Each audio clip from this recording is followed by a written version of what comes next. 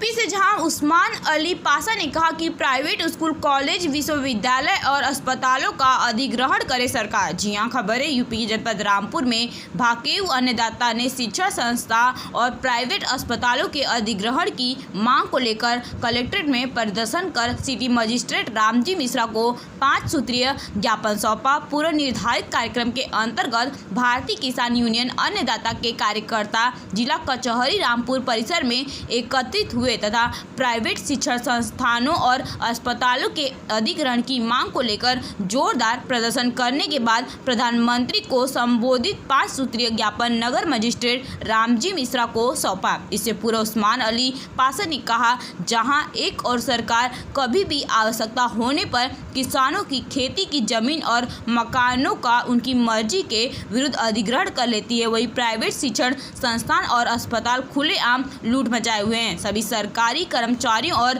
अधिकारियों के बच्चे प्राइवेट स्कूलों में शिक्षा ग्रहण कर रहे हैं और सरकारी डॉक्टर अपने परिवार के लोगों का इलाज भी प्राइवेट अस्पतालों में कराते हैं, जबकि नियम होना चाहिए किसी भी सरकारी नौकर पेशा अधिकारी या कर्मचारी को अपने बच्चों को केवल सरकारी स्कूल, यूनिवर्सिटी आदि में शिक्षा दिलाना चाहिए और सरकारी अधिकारी, कर्मचारी और नेताओं को केवल सरकारी अस्पतालों में ही इलाज ही अनिवार्यता होना चाहिए, क्योंकि शिक्षा और चिकित्सा का व्यवसायीकरण आम जन के लिए बेहद घातक है। उन्होंने सरकार से तुरंत इस पर रोक लगाने की मांग करते हुए सभी प्राइवेट अस्पतालों और शिक्षण संस्थानों का सरकारी अधिग्रहण करने की मांग की। देखिए अखिलेश कुमार की यह रिपोर्ट।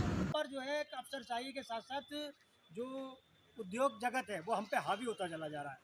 तो किसान का बच्चा पढ़ ही नहीं सकता, क्योंकि जो गांव का उसके स्कूल है उस स्कूल में इस स्तर की पढ़ाई नहीं होती। जो स्कूल में गांव के स्कूल में जो टीचर अपने जो बच्चों को पढ़ाता है किसानों के, उसके बच्चे भी किसी कॉन्वेंट स्कूल में पढ़ते हैं।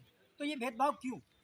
सरकारी जो अमला है उसके बच्चे सब प्राइवेट स्कूलों में पढ़ते हैं, तो उनके इलाज जो होते हैं अच्छे प्राइवेट स्कूलों में, अस्पतालों में होते हैं। तो ये क्या है, क्योंकि जब हम जो बड़े लोग हैं जैसे डीएम साहब हैं, अगर डीएम साहब को अपना इलाज कराने के लिए सरकारी अस्पताल में जाना पड़ेगा तो वहाँ पर सीधी बात है कि वहाँ पर सुविधाएं जो है अच्छी होंगी, अच्छी सुविधाएं होंगी, अच्छी सुविधाएं मैं ये पूछना चाह रहा हूँ, जो प्राइवेट स्कूलों में ये शिक्षा है, जैसे क्या एमबीबीएस की डिग्री 40-50 लाख रुपए में होती है, एक गरीब आदमी वो कर सकता है उसमें डिग्री? गरीब आदमी नहीं कर सकता, वही तो लड़ाई है सबसे बड़ी चीज़। क्योंकि प्राइवेट जो शिक्षा है, शिक्षण संस्थान हैं, वो मुँह मांगी कीमत लेते हैं। उसके साथ साथ उनके पाठ्यक्रम जो एनसीईआरटी के अनुसार नहीं होते। क्या चाहते हैं उन पे, आप क्या चाहते हैं? मैं उन पर ये चाहता हूँ कि ये जो सारे जितने भी मेडिकल कॉलेज वगैरह हैं, यूनिवर्सिटियाँ हैं, ये सरकार अपने अधिग्रहण में करे और करने के बाद में जो मेरिट के अनुसार सबको मतलब कहते हैं उसमें वो मिलना चाहिए। अगर मान लीजिएगा किसान का बेटा पढ़ने लिखने में तेज है,